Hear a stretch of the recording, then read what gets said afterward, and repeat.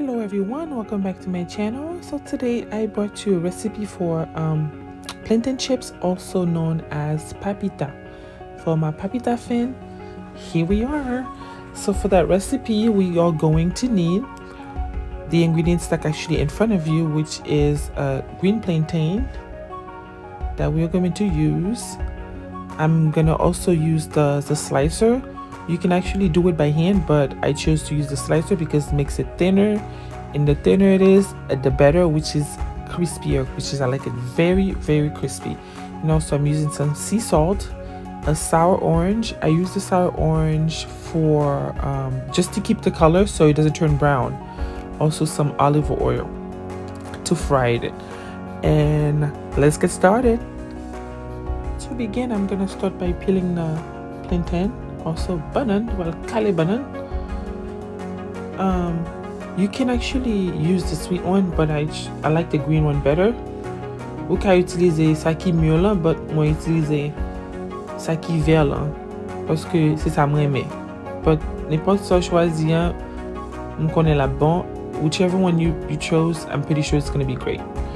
It's gonna taste delicious. So I went ahead and cleaned it. Just get the crasse done, I guess. Oh well. So I slice it in half because my little fryer is actually not that big. So, and then the smaller the better anyway.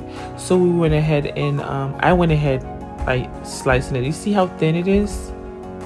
It's very thin. That means it's gonna be extremely crispy, and then actually it tastes. It doesn't take too long to cook. Just like that. So I went and I transferred back to the water. Actually, I'm using cold water for that method. Just like that. And I squeezed the sour orange just to keep its color, because plantain tends to actually turn brown. I added some sea salt in the water. And I did not show you guys that part, but I did pat it dry before I actually start frying it, just to get the excess water off of it.